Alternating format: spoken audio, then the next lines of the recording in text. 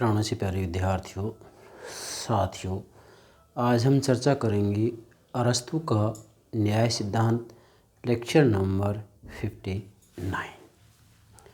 जैसा कि हमने यहाँ नोट किया है, अरस्तू का न्याय सिद्धांत, लेक्चर नंबर 59। बेटा, जब हम राजनीतिक चिंतकों के चिंतन का अध्ययन करते हैं, भले ही वो भारतीय राजनीतिक विचारक हो,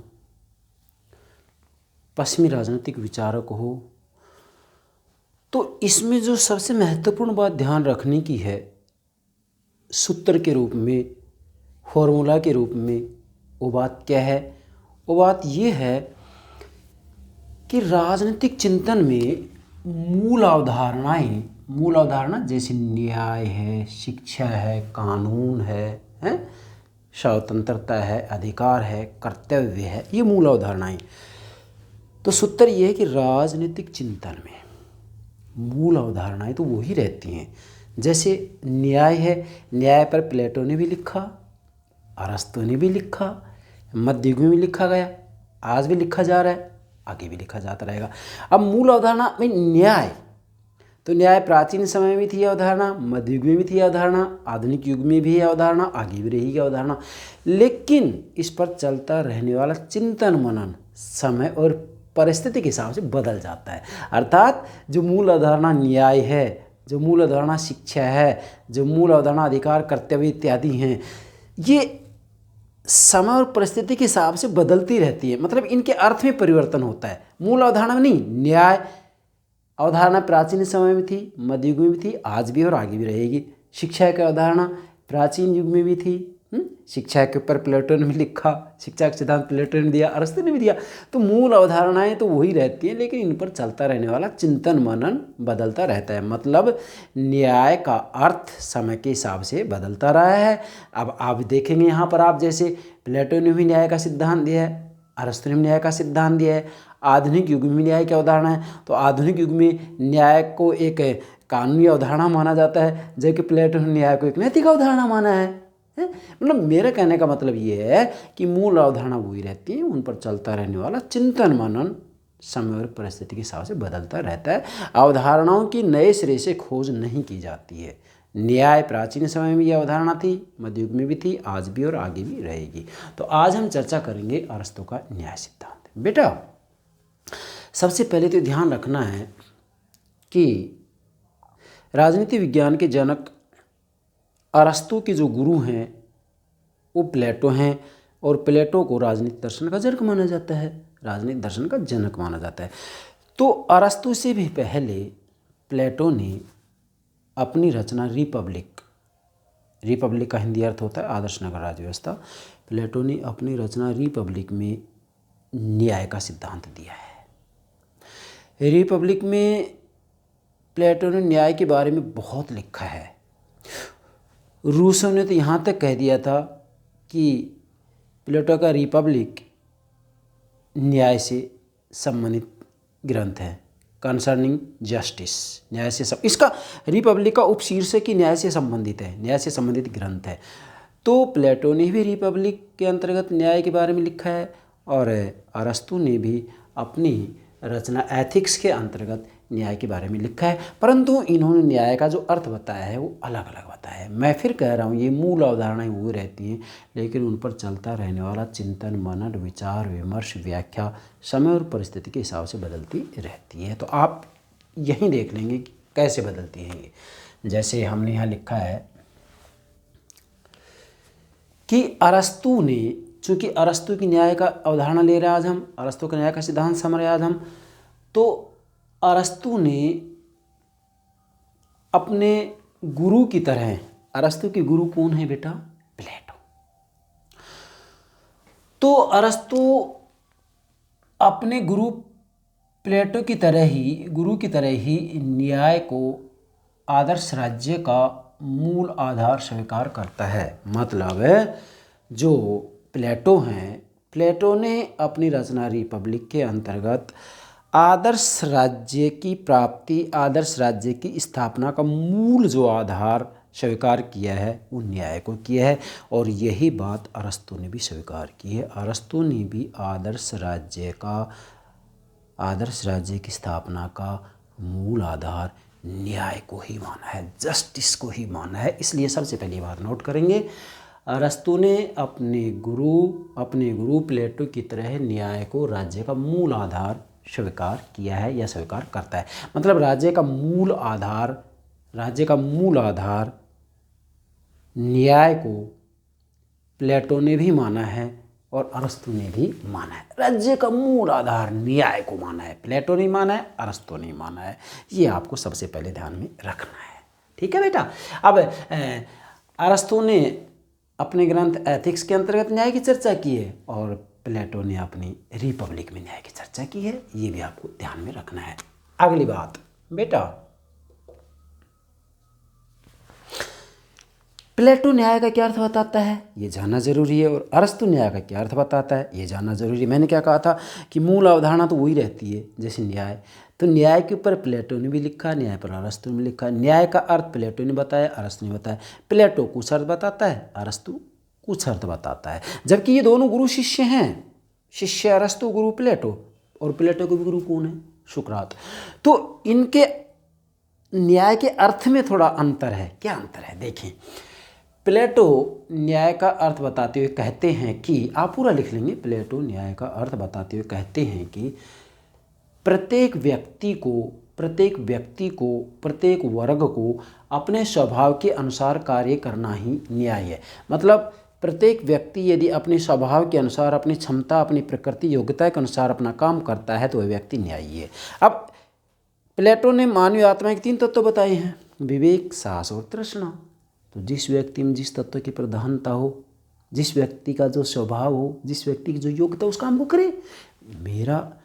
यदि आप स्वभाव देखेंगे तो विवेक, साहस और तृष्णा मतलब क्षुधा भूख, इनमें से कौन सा है बेटा? विवेक। क्योंकि मैं अध्ययन अध्यापन का काम करता हूँ तो मुझे ईमानदारी से अपने स्वभाव के अनुसार, मेरा स्वभाव ही यही है अध्ययन अध्यापन करना, तो मुझे ईमानदारी से काम करना चाहिए। अगर मैं ईमानदारी से ये काम करता हूँ तो मैं एक न्यायी व्यक्ति हूँ। अब इन आत्मा के 3 तत्वों के आधार पर समाज में 3 वर्ग बन जाते हैं। विवेक से दार्शनिक शासक वर्ग, साहस से सैनिक वर्ग, तृष्णा, क्षुधा या भूख से उत्पादक वर्ग। तो प्लेटो कहता है कि दार्शनिक शासक वर्ग को शासन से संबंधित काम करना चाहिए, सैनिक वर्ग को रक्षा संबंधित काम करना चाहिए और उत्पादक वर्ग को उत्पादन संबंधित काम करना चाहिए। यदि 3 वर्ग अपना अपना काम करते हैं तो वह राज्य न्यायी राज्य होगा, है। तो इसका मैं ज़्यादा डिटेल्स नहीं लूँगा क्योंकि प्लेटो का न्याय सिद्धांत मैंने अलग से समझा दिया है, तो आप वो लेक्चर यहाँ पर देख लेंगे। मैं तो सिर्फ ये कहूँगा कि प्लेटो न्याय का क्या अर्थ बता रहे हैं कि अपने स्वभाव के अनुसार कार्य को करना ही न्याय। मतलब एक व्यक्ति का जैसा स्वभाव है उसके अनुसार अपना काम करे तो वह न्याय कहलाएगा, ठीक है। अब अरस्तु क्या कहते हैं यहाँ पर?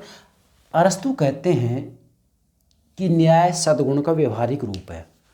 नोट करो, न्याय सद्गुण का व्यवहारिक रूप है। मतलब जैसे एक व्यक्ति विवेकी है तो विवेकी होना सद्गुण है, परंतु दूसरों के साथ विवेकपूर्ण आचरण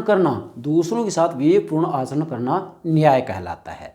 मतलब अरस्तु कहते हैं कि सद्गुण का व्यवहारिक रूप ही, मैं क्या कह रहा हूँ, सद्गुण का सद्गुण का व्यवहारिक रूप ही न्याय है। जैसे विवेकी होना, बुद्धिमान होना एक सद्गुण है, लेकिन अब विवेकी होना एक सद्गुण तो है, परंतु दूसरों के साथ विवेकपूर्ण आचरण करना ये न्याय है। अरे भाई, मैं विवेकपूर्ण हूँ मान लीजिएगा, बुद्धिमान हूँ, मैं एक सद्गुण है, लेकिन दूसरों के साथ में यदि विवेकपूर्ण आचरण करता हूँ, विवेकपूर्ण व्यवहार करता हूँ तो मैं न्यायी हूँ। और केवल बुद्धिमान होने का पिटारा अपने सर पर रखकर मैं घूमता रहूँ और दूसरों के साथ विवेकपूर्ण आचरण ना करूं, बुद्धिमान आचरण ना करूं, तो मैं कहाँ का न्यायी व्यक्ति हूं। इसलिए अरस्तु कहते हैं कि न्याय सद्गुण का व्यवहारिक रूप है। मतलब सद्गुणी होना जरूरी है। जैसे एक व्यक्ति विवेकवान है, बुद्धिमान है, तो विवेकवान होना सद्गुण है, चरित्रवान होना सद्गुण है, साहसी होना सद्गुण है, संयमी होना सद्गुण है। लेकिन दूसरों के साथ विवेकपूर्ण आचरण करना, दूसरों के साथ चरित्रवान पूर्ण आचरण करना, दूसरों के साथ संयमी आचरण करना, दूसरों के साथ सत्यवादी आचरण करना, ये न्याय है। मतलब आप में सद्गुण तो है, मेरे अंदर सद्गुण तो है, लेकिन सद्गुण का मैं दूसरों के साथ यदि प्रयोग नहीं कर रहा हूँ, मैं आचरण में उसको नहीं अपना रहा हूँ, तो फिर मैं न्यायी नहीं कहला सकता। ठीक है, तो इन दोनों में डिफरेंस है। प्लेटो कहते हैं कि अपने स्वभाव के अनुसार कार्य को करना ही न्याय है। जिस व्यक्ति का जैसा स्वभाव है, जैसी उसकी प्रकृति, योग्यता, क्षमता, उसके अकॉर्डिंग काम को करे। और अरस्तु कह रहे कि सद्गुण का व्यवहारिक रूप ही, सद्गुण का व्यवहारिक रूप ही क्या है? न्याय है। तो ये दोनों ने जो है न्याय का अर्थ बताया है। अब हम थोड़ा व्यापक रूप में इसको समझाते हैं। चलिए, क्योंकि आज हम केवल अरस्तु की चर्चा करेंगे, तो अकॉर्डिंग टू अरस्तु, अर्थात अरस्तु के अनुसार न्याय का अर्थ क्या है। मतलब अरस्तु ने न्याय का क्या अर्थ बताया। संक्षेप अर्थ की बात आती है तो आप सिर्फ इतना ध्यान रखेंगे कि अरस्तु ने न्याय का अर्थ बताते हुए कहा है कि सद्गुण का व्यवहारिक रूप ही न्याय है। मतलब जो सद्गुण आपके अंतर्गत है, उस सद्गुण का प्रयोग व्यवहार में करो, उस सद्गुण का प्रयोग दूसरों के साथ करो। मैं मान लीजिएगा ये कहता रहता हूँ, क्या कहता रहता हूँ कि भाई मैं सत्यवादी हूँ, भाई मैं चरित्रवान हूँ, लेकिन अब सत्यवादी है तो दूसरों के साथ आप ऐसा आचरण करो। अगर आप चरित्रवान हैं तो दूसरों के साथ चरित्रवान बनो, तब तो आप न्यायी हैं, अन्यथा न्यायी नहीं है। आप अपने आप को कहते हैं कि मैं विवेकवान हूँ, बुद्धिमान हूँ, ठीक है, विवेकवान होना एक सद्गुण है, सद्गुण, लेकिन दूसरों के साथ आप बुद्धिमत्तापूर्ण आचरण करेंगे तो न्यायी कहलाएंगे, अन्यथा आप अन्यायी कहलाएंगे। ये अरस्तु कहते हैं। तो अरस्तु न्याय का अर्थ बताते हुए कहते हैं क्या कि अरस्तु न्याय को समस्त सद्गुणों का समूह मानता है। नोट करेंगे, अरस्तु न्याय को समस्त सद्गुणों का समूह मानता है। मतलब जो अरस्तु हैं वो कहते हैं कि जो न्याय है वो समस्त सद्गुणों का समूह है। समस्त सद्गुण जैसे विवेकवान है, सत्यवादी, चरित्रवान है, साहसी, संयमी है, ये सारे सद्गुण हो गए। तो न्याय को समस्त सद्गुणों का समूह मानता है ये। मतलब जो न्याय है वो सभी प्रकार के सद्गुणों का समूह है। अरस्तु कहते हैं कि न्याय सद्गुण का व्यवहारिक रूप है। मतलब अरस्तु ने कहा है कि जो न्याय है वो सद्गुण का व्यवहारिक रूप है। जैसे विवेकवान होना सद्गुण है, हैं?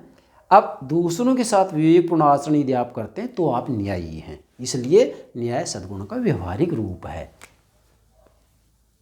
सद्गुण से भी श्रेष्ठ, एक प्रकार से अरस्तु कहते हैं कि न्याय सद्गुण से भी श्रेष्ठ है। मतलब जो न्याय है वो सद्गुण से भी श्रेष्ठ है। क्यों? क्योंकि यह सद्गुण का व्यवहारिक प्रयोग है। क्योंकि न्याय सद्गुण का व्यवहारिक प्रयोग है, प्रैक्टिकल में इसका प्रयोग किया जाएगा। केवल कहने के लिए नहीं कि भाई मैं सत्यवादी हूँ, मैं विवेकवान हूँ, मैं जितेंद्रिय हूँ, इंद्रियों को वश में रखने वाला हूँ, ऐसा कहने से ही काम नहीं चलेगा। व्यवहार में इसका प्रयोग कीजिएगा। तो जो ये न्याय है यह सद्गुण का व्यवहारिक प्रयोग है। मतलब जो न्याय है ये सद्गुण का व्यवहारिक प्रयोग है। कैसे भाई? एक व्यक्ति विवेकवान है, बुद्धिमान है। अब बुद्धिमान तो है, वो बुद्धिमान होना ठीक है, एक सद्गुण है, लेकिन दूसरों के साथ यदि विवेकपूर्ण आचरण करता है, बुद्धिमत्तापूर्ण आचरण करता है, तो व्यक्ति न्यायी है। इसलिए न्याय यह मतलब न्याय सद्गुण का व्यवहारिक प्रयोग है। मतलब जो न्याय है वो सद्गुण का व्यवहार में प्रयोग करना है। भाई एक व्यक्ति बार बार ये कहते हैं मैं बहुत बुद्धिमान, मैं सत्यवादी हूँ, मैं ईमानदार हूँ, मैं जितेंद्रिय हूँ, मतलब चरित्रवान हूँ, ठीक है, ये सद्गुण हैं, लेकिन क्या प्रैक्टिकल में इनका प्रयोग किया जा रहा है? क्या दूसरों के साथ आचरण करते समय आप इनका प्रयोग करते हैं व्यवहार में? यदि आप ऐसा करते हैं तो आप एक न्यायी व्यक्ति हैं, ये अरस्तु कहते हैं। अर्थात अब दूसरे रूप में इसको समझेंगे, इसी का अर्थ अर्थात जब सद्गुण वर्चु सद्गुण जैसे विवेक, साहस, संयम, सहिष्णुता, जितेंद्रिय, ये सारे सद्गुण हैं। जब सद्गुण कार्य रूप में परिणत होता है तो वह न्याय का रूप ले लेता है। अब देखो बेटा, मतलब इसका दूसरा अर्थ बता रहे हैं अरस्तु। यदि ये भी समझ में नहीं आता है तो अरस्तु कहते हैं अर्थात मतलब दूसरे शब्दों में जब सद्गुण जैसे विवेक एक सद्गुण है। आपके लिए एक एग्जाम्पल लेंगे, वैसे जैसे विवेक है, जितेंद्रिय है, मतलब इंद्रियों को वश में रखने वाला, साहसी है, संयम है, सहिष्णुता है, ईमानदारी है। तो ये सारे के सारे सद्गुण हैं। तो जब सद्गुण कार्य रूप में परिणत होता है तो वह न्याय का रूप ले लेता है। कैसे? एक एग्जाम्पल लेंगे। जैसे विवेकी मतलब बुद्धिमान, विवेकी होना सद्गुण है, मतलब बुद्धिमान होना एक सद्गुण है? चरित्रवान होना एक सद्गुण है, ईमानदार होना एक सद्गुण है, सत्यवादी होना एक सद्गुण है। आप कितने एग्जाम्पल दे सकते हैं? तो विवेकी होना सद्गुण है, परंतु दूसरों के साथ विवेकपूर्ण आचरण करना न्याय है। मतलब विवेकी होना सद्गुण है, परंतु दूसरों के साथ विवेकपूर्ण आचरण करना न्याय है। इसी प्रकार से जितेंद्रिय होना सद्गुण है, परंतु दूसरों के साथ जितेंद्रियतापूर्ण आचरण करना न्याय है। ईमानदार होना सद्गुण है, परंतु दूसरों के साथ ईमानदारीपूर्ण आचरण करना न्याय है। समझ गए? सद्गुण का व्यवहार में यदि प्रयोग किया जाता है तो वो न्याय कहलाता है। समझ गए अरस्तु की न्याय का अर्थ? अरे भाई, सद्गुण का प्रैक्टिकल में, व्यवहार में, दूसरों के साथ आचरण करते समय यदि आप प्रयोग करते हैं तो आप डेफिनेटली न्यायी हैं। इसलिए अरस्तु न्याय का अर्थ बताते हुए कहते हैं, क्या कहते हैं कि सद्गुण का व्यवहारिक रूप ही न्याय है। यह न्याय सद्गुण का व्यवहारिक रूप है। सद्गुण का दूसरों के साथ आचरण में प्रयोग किया जाए, सद्गुण का दूसरे व्यक्तियों के साथ व्यवहार करते समय प्रयोग किया जाए तो वो जो है न्याय है। आगे बढ़ते हैं। अरस्तु कहते हैं कि जो न्याय है वो सभी सद्गुणों से श्रेष्ठ है। न्याय यह सभी सद्गुणों से श्रेष्ठ है, मतलब जो न्याय है वो सभी सद्गुणों से श्रेष्ठ है। क्यों? क्योंकि सद्गुण का व्यवहार में जब प्रयोग किया जाएगा तभी वो न्याय कहलाएगा। इसलिए न्याय सभी सद्गुणों से श्रेष्ठ है। अरस्तु कहते हैं, आगे बढ़ो। अरस्तु के मत में न्याय एक सामाजिक सद्गुण है। अब देखो आप, सोशल वर्च्यू। अरस्तु के मत में न्याय एक सामाजिक सद्गुण है जिसमें अन्य सारे सद्गुण समा जाते हैं। मतलब अरस्तु ने कहा कि न्याय एक सामाजिक सद्गुण है जिसमें अन्य सारे सद्गुण समा जाते हैं। मतलब न्याय में सारे सद्गुण समा जाते हैं। क्यों? क्योंकि जब तक सद्गुण का व्यवहार में प्रयोग नहीं किया जाएगा तब तक वो न्याय हो ही नहीं सकता। इसलिए न्याय एक सामाजिक सद्गुण है जिसमें अन्य सारे सद्गुण समा जाते हैं। मतलब न्याय में सारे सद्गुण समा जाते हैं। आगे कहते हैं अरस्तु ने कहा है कि राजनीति के क्षेत्र में जो सर्वोत्तम है वह न्याय। अब जरा देखिएगा, राजनीति के क्षेत्र में जो सर्वोत्तम है वह न्याय है, तथा न्याय उन बातों में निहित है जिनसे सार्वजनिक हित की अभिवृद्धि होती है। मतलब अरस्तु कहते हैं कि भाई डेफिनेटली देखा जाए तो न्याय का जो प्रयोग किया जाता है वो राजनीति के क्षेत्र में ज़्यादा किया जाता है। अतः राजनीति के क्षेत्र में जो सर्वोत्तम है वह न्याय है, तथा न्याय उन बातों में निहित है जिनसे सार्वजनिक हित की अभिवृद्धि होती है। मतलब न्याय यदि देखा जाए तो वास्तव में उन बातों में निहित है जिससे कि सार्वजनिक हित की वृद्धि हो, सार्वजनिक हित की अभिवृद्धि हो। ठीक है। अरस्तु ही पुनः इस बात को कहते हैं कि यह राजनीतिक समुदाय का एक आवश्यक गुण है। अरस्तु कहते हैं कि जो न्याय है यह मतलब न्याय राजनीतिक समुदाय का एक आवश्यक गुण है। क्यों? क्योंकि राजनीतिक समुदाय के अंतर्गत यदि न्याय नहीं पाया जाएगा तो उसे राजनीतिक समुदाय की संज्ञा भी नहीं दी जा सकती। इसके बाद में हम लेते हैं न्याय का वर्गीकरण। तो अरस्तु के अनुसार न्याय का समझ में आ गया? अरे भाई सीधा सा अर्थ है क्या, जैसे मैंने यहाँ लिख भी दिया है। अरस्तु ने कहा है कि न्याय सद्गुण का व्यवहारिक रूप है, न्याय सद्गुण का व्यवहारिक रूप है, या न्याय सद्गुण का व्यवहारिक रूप में प्रयोग है, या सद्गुण का व्यवहार में प्रयोग करना, या सद्गुण का दूसरों के साथ आचरण करते समय इस्तेमाल करना ही न्याय है। जैसे एक व्यक्ति बुद्धिमान है तो बुद्धिमान होना उसका सद्गुण हो गया। एक व्यक्ति ईमानदार है, ईमानदार होना उसका सद्गुण हो गया। एक व्यक्ति जितेंद्रिय है, चरित्रवान है, ये उसका सद्गुण होगा। लेकिन क्या व्यवहार में या दूसरों के साथ आचरण करते समय आप इसका प्रयोग कर रहे हैं या नहीं? अगर आप दूसरों के साथ आचरण करते समय इसका प्रयोग करते हैं, आप विवेकवान हैं तो विवेकपूर्ण आचरण कीजिएगा, ईमानदार है तो ईमानदारपूर्ण आचरण कीजिएगा, सत्यवादी है तो सत्यवादीपूर्ण आचरण कीजिएगा। यदि आप प्रैक्टिकल में ऐसा करें तो आप न्यायी हैं। न्याय का वर्गीकरण। अरस्तु ने अपनी रचना एथिक्स प्लेटो ने तो अपनी रिपब्लिक में न्याय की चर्चा की है और अरस्तु ने एथिक्स में। अरस्तु ने अपनी रचना एथिक्स में न्याय को दो भागों में बांटा है। नोट करो आप, अरस्तु ने अपनी रचना एथिक्स में न्याय को दो भागों में विभाजित किया है या बांटा है। मतलब अरस्तु ने न्याय को दो प्रकार का बताया है अपनी रचना एथिक्स में। पहला है सामान्य न्याय और दूसरा है विशिष्ट न्याय। समझो, सामान्य न्याय का अर्थ बताते हुए अरस्तु कहते हैं कि संपूर्ण अच्छाई का नाम ही क्या, संपूर्ण अच्छाई का नाम ही, संपूर्ण अच्छाई, सबके साथ अच्छा आचरण करना है। संपूर्ण अच्छाई का नाम सामान्य न्याय है। मतलब सामान्य न्याय संपूर्ण अच्छाई का नाम है।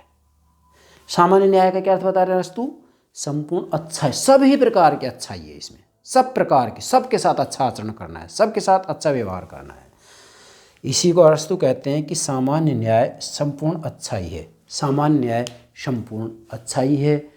अपने पड़ोसियों के साथ, अपने पड़ोसियों के साथ, अन्य सभी व्यक्तियों के साथ अच्छा आचरण, अच्छा व्यवहार करना ही संपूर्ण रूप में अच्छा आचरण करना ही, अच्छा व्यवहार करना ही, सभी प्रकार की अच्छाई करना ही अरस्तु के लिए सामान्य न्याय है।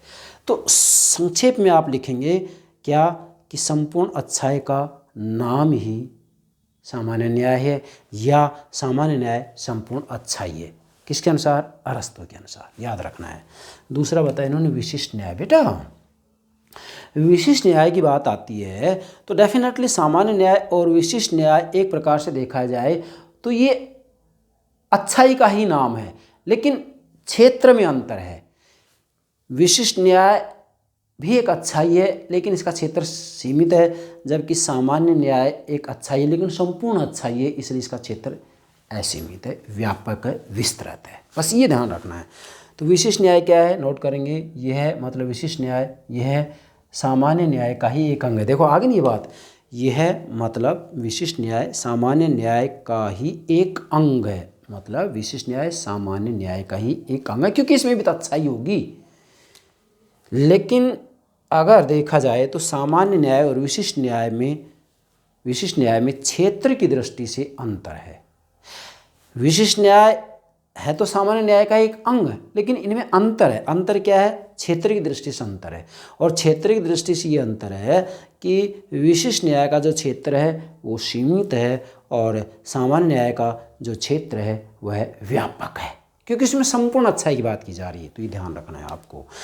अब ये विशिष्ट न्याय आखिर है क्या? तो विशिष्ट न्याय से युक्त व्यक्ति वह है, अब ज़रा ध्यान दें, विशिष्ट न्याय से युक्त व्यक्ति वह है जो श्रेष्ठ कानून का समुचित पालन करता है और इस प्रकार समाज के संदर्भ में अपने लिए उचित मात्रा से अधिक सुख सुविधाओं के लिए कामना नहीं करता। मतलब अपने लिए उचित मात्रा से अधिक सुख सुविधाओं के लिए कामना नहीं करता है, बल्कि दूसरों के लिए सुख सुविधाओं की कामना करता है। ये विशिष्ट न्याय, क्योंकि अच्छाई की बात आ रही है, लेकिन इसमें संपूर्ण अच्छाई नहीं है, बल्कि ये जो है अच्छाई का एक अंग है। ठीक है।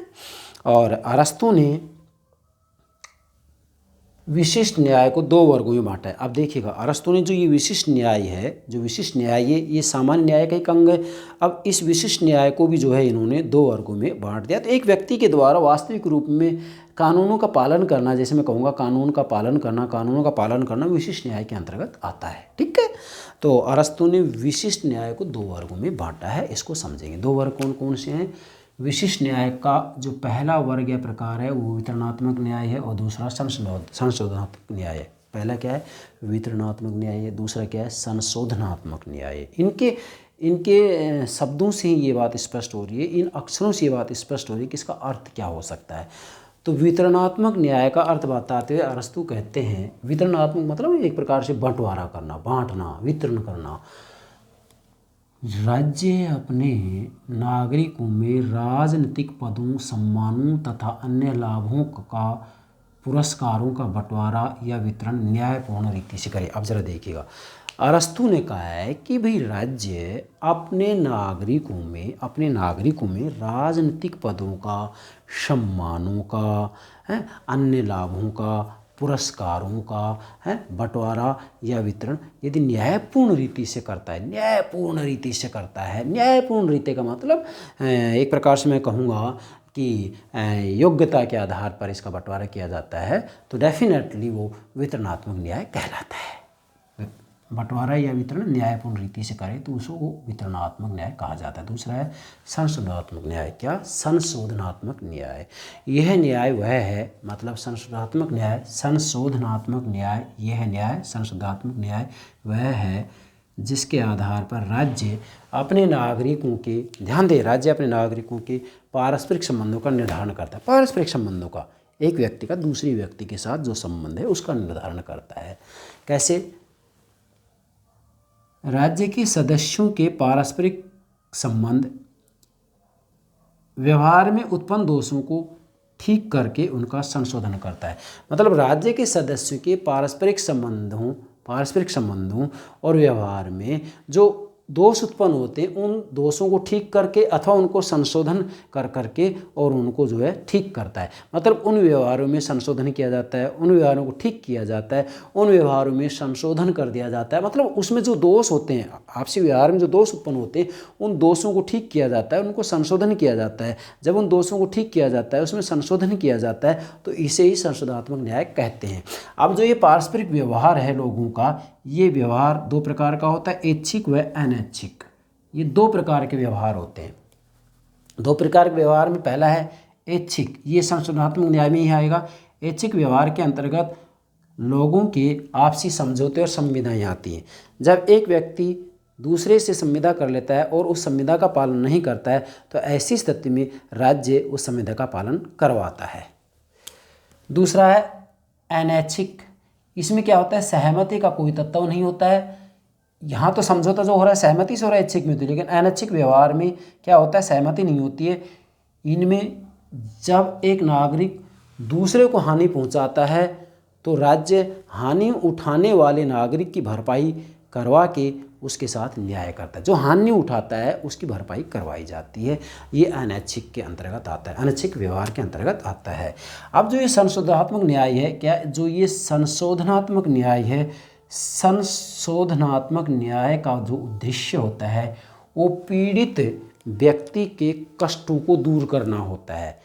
अब वो पीड़ित व्यक्ति भले ही ऐच्छिक व्यवहार या अनैच्छिक व्यवहार के अंतर्गत आए, लेकिन पीड़ित व्यक्ति कष्टों को इसके माध्यम से दूर किया जाता है। किसमें? संशोधनात्मक न्याय के अंतर्गत पीड़ित व्यक्ति के कष्टों को दूर करने का प्रयास किया जाता है। पीड़ित व्यक्ति के साथ जो अन्याय हो रहा है उस अन्याय को दूर करके और उसके साथ न्याय प्राप्त करने की दृढ़ संकल्पना की जाती है। इसके बाद में जो ये अरस्तू का न्याय सिद्धांत है, इसकी आलोचना लेंगे। आलोचना को 3 बिंदुओं के माध्यम से समझाएंगे। ये तो बात स्पष्ट होगी कि अरस्तू ने जो है न्याय का वर्गीकरण करते समय अपनी रचना एथिक्स में न्याय को 2 भागों में बांट दिया है, सामान्य न्याय, विशिष्ट न्याय। सामान्य न्याय में जो है संपूर्ण अच्छाई की बात आती है, विशिष्ट न्याय में अच्छाई का एक पार्ट होता है, विशिष्ट न्याय सामान्य न्याय का ही एक अंग है, इसका क्षेत्र सीमित होता है, सामान्य न्याय का क्षेत्र व्यापक होता है। अब जो ये विशिष्ट न्याय है, विशिष्ट न्याय को भी अरस्तू ने 2 भागों में बांट दिया है, वितरणात्मक न्याय, संशोधनात्मक न्याय। वितरणात्मक न्याय में राज के पदों और सम्मानों का जो है न्यायपूर्वक तरीके से वितरण किया जाता है। संशोधनात्मक न्याय के अंतर्गत संशोधनात्मक न्याय के अंतर्गत राज्य के सदस्यों के पारस्परिक संबंधों में जो दोष उत्पन्न होते हैं उन दोषों को ठीक करने के लिए उनका जो है संशोधन किया जाता है। ये जो है संशोधनात्मक न्याय कहलाता है। संशोधनात्मक न्याय के अंतर्गत एक व्यक्ति का दूसरी व्यक्ति के साथ क्या व्यवहार है इसको तय किया जाता है। तो ये व्यवहार 2 प्रकार का होता है, ऐच्छिक और अनैच्छिक। ऐच्छिक व्यवहार के अंतर्गत समझौते संविदाएँ आती हैं, और जब एक व्यक्ति समझौते का संविदा का पालन नहीं करता है तो राज्य इनका पालन कराने के लिए बाध्य करता है और अनैच्छिक व्यवहार के अंतर्गत सहमति नहीं होती है, क्योंकि यहाँ संविदा नहीं हो रही है, सहमति का कोई तत्व नहीं होता है। इसमें जब एक नागरिक दूसरे को हानि पहुँचाता है तो राज्य हानि उठाने वाले नागरिक की भरपाई करवा के उसके साथ न्याय करता है। जो हानि उठाता है उसकी भरपाई को पूरा किया जाता है, उसको जो क्षति होती है उसकी पूर्ति की जाती है। पहली आलोचना है अरस्तु की न्याय अवधारणा नैतिक अधिक वैधानिक कम है। मतलब आलोचकों का कहना है कि जो अरस्तु की न्याय की अवधारणा है वो नैतिक अधिक है, वैधानिक कम है। क्यों? क्योंकि वास्तविक रूप में अरस्तु का कहना है कि एक व्यक्ति यदि सदाचार अच्छा आचरण कर रहा है, व्यवहार में सद्गुण का प्रयोग कर रहा है, सद्गुणों का व्यवहारिक रूप में प्रयोग कर रहा है, तो व्यक्ति न्यायी है। तो इस आधार पर ये कहा जा सकता है कि अरस्तु ने सदाचार के आधार पर न्याय को परिभाषित किया है। अतः कहा जा सकता है कि अरस्तु की जो न्याय की अवधारणा नैतिक अधिक है, वैधानिक या कानूनी कम है, क्योंकि इसमें कानून की कोई बात नहीं की जा रही है। दूसरा है वितरणात्मक न्याय का व्यवहार में क्रियान्वयन असंभव। आलोचकों का कहना है कि जो वितरणात्मक न्याय है उसका व्यवहार में क्रियान्वयन असंभव है। मतलब जो ये वितरणात्मक न्याय इसका व्यवहार में क्रियान्वयन असंभव। क्यों? क्योंकि व्यवहार में क्रियान्वयन आप कैसे करेंगे? जैसे यहाँ पर राजनीतिक पदों का, सम्मानों का, पुरस्कारों का बंटवारा किया जा रहा है और इसका आधार योग्यता को माना जाता है। अब योग्यता को इसका आधार माना जाए तो मूल बात यह है कि योग्यता को आप किस संदर्भ में ले रहे हैं, योग्यता का क्या अर्थ लिया जा रहा है, इसको तय करना बड़ा कठिन है। इसलिए व्यवहार में इसको लागू करना बड़ा कठिन है। और तीसरा है योग्यता का निर्धारण कठिन। वास्तविक रूप में देखा जाए तो अरस्तु के न्याय सिद्धांत के अंतर्गत जो वितरण किया जाता है, बंटवारा किया जाता है, योग्यता के आधार पर किया जाता है। लेकिन योग्यता का निर्धारण कैसे किया जाएगा? जैसे हम कहेंगे कि आधुनिक समय में योग्यता का आधार बुद्धि को माना जाता है और अरस्तु ने योग्यता का आधार सदाचार को माना है। तो योग्यता का निर्धारण करना बड़ा कठिन है, क्योंकि योग्यता के आधार पर बंटवारा किया जाएगा तो योग्यता का अर्थ क्या लिया जा रहा है, योग्यता का आधार क्या माना जा रहा है, बुद्धि को माना जा रहा है, सदाचार को माना जा रहा है। अरस्तु ने योग्यता का आधार सदाचार को माना, आधुनिक समय में योग्यता का आधार बुद्धि को माना जाता है। तो किस चीज़ को लिया जाए, इसका निर्धारण करना बड़ा कठिन है। और चौथा है आलोचना न्याय धनिकों का विशेषाधिकार। आलोचकों का कहना है कि जो न्याय हो धनिकों का विशेषाधिकार है। क्यों? क्योंकि वास्तविक रूप में यहाँ पर जो वितरण किया जाता है वितरणात्मक न्याय के अंतर्गत, वो वितरण वास्तव में राजनीतिक व्यवस्था के अंतर्गत लोगों की कितनी सहभागिता है और उनके पास कितना धन है, इसके आधार पर राजनीतिक पदों का वितरण किया जाता है। तो डेफिनेटली देखा जाएगा कि जो धनी लोग होते हैं उनको पदों का वितरण कर दिया जाएगा, जो निर्धन है उनको पद नहीं दिए जाएंगे। तो ये जो न्याय है ये धनिकों का विशेष अधिकार है, क्योंकि धनिकों को धनवानों को राजनीतिक पद, सम्मान और पुरस्कार मिलेंगे और गरीबों को ये नहीं मिलेंगे। अतः कहा जा सकता है कि जो अरस्तु का न्याय है वो धनवानों का विशेषाधिकार है, क्योंकि निर्धन और गरीबों को न्याय नहीं मिल पाएगा। अब आलोचना के बाद में हम इसका निष्कर्ष निकालेंगे। क्या? अरस्तु के न्याय सिद्धांत का निष्कर्ष। डेफिनेटली देखा जाए तो अरस्तु के न्याय सिद्धांत में भले ही हमने ये 4 कमियां निकाली हैं और हैं भी, परंतु इसका मतलब ये नहीं है कि अरस्तु का जो न्याय सिद्धांत इसका कोई महत्व नहीं है। नहीं, अरस्तु के न्याय सिद्धांत का बहुत महत्व है और आज भी प्रासंगिक आधुनिक युग में तो बहुत महत्वपूर्ण है ये। क्यों? क्योंकि अरस्तु का जो वितरणात्मक न्याय है वो वर्तमान समय में भी अत्यधिक महत्व है। मतलब अरस्तु ने अपने न्याय सिद्धांत में जिस वितरणात्मक न्याय की बात की है वो वितरणात्मक न्याय वर्तमान समय में भी अत्यधिक महत्व रखता है, क्योंकि वर्तमान समय में भी वास्तविक रूप में देखा जाए तो न्यायपूर्वक तरीके से, न्यायपूर्ण रीति से राजनीतिक पदों, सम्मानों और पुरस्कारों का बंटवारा किया जाना अति आवश्यक है और श्रेष्ठ भी और उचित भी और किया भी जाना चाहिए। इसी के साथ में हम ये कहेंगे क्या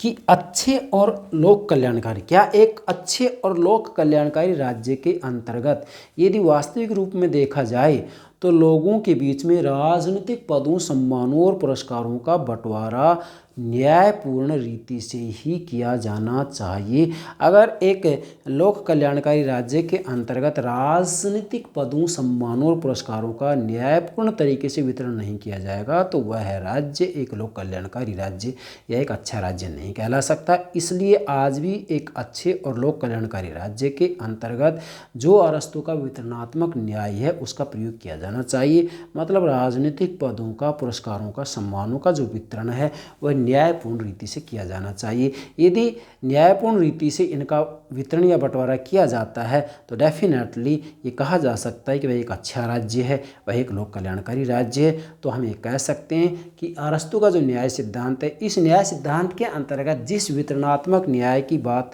अरस्तु ने की है, आधुनिक समय में भी उसका महत्व है। आधुनिक सरकारों के द्वारा भी इसका व्यवहार में प्रयोग किया जाना चाहिए। ये अरस्तु के न्याय सिद्धांत का महत्व है।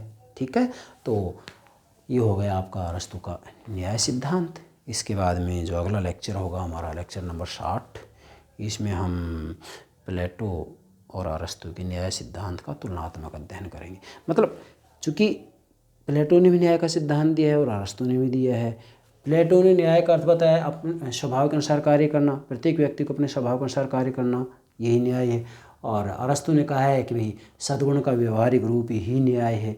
तो डेफिनेटली प्लेटो और अरस्तु के न्याय सिद्धांत का तुलनात्मक अध्ययन जरूरी है। जब आप प्लेटो और अरस्तु के न्याय के तुलनात्मक अध्ययन को समझ जाएंगे तो प्लेटो और अरस्तु दोनों की न्याय सिद्धांत को और भी बेहतर तरीके से समझ सकेंगे। तो मुझे विश्वास है आप जो है अरस्तु की न्याय सिद्धांत को अच्छे से समझ गए होंगे। इसमें मुख्य बात आपको ये ध्यान रखनी है कि सद्गुणों का व्यवहारिक रूप ही अरस्तु का न्याय है और प्लेटो का न्याय क्या है, स्वभाव के अनुसार, प्रत्येक व्यक्ति को अपने स्वभाव के अनुसार अपना अपना कार्य करना चाहिए। यदि एक व्यक्ति अपने स्वभाव के अनुसार अपने कार्यों की ईमानदारी से करता है तो वह ही न्याय है। ठीक है, तो ये प्लेटो और अरस्तु के न्याय की तुलना हम अगले लेक्चर में करेंगे। यहाँ पर तो हमने आज अरस्तु का न्याय क्या है इसकी चर्चा की है। मुझे विश्वास है आप अरस्तु के न्याय को अच्छे से समझ गए होंगे और एग्जाम में कहीं से किसी भी रूप में प्रश्न पूछा जाए आपका आंसर गलत नहीं होना चाहिए, ये मुझे पूरा विश्वास है। यस बेटा, okay, thank you very much, thank you very much.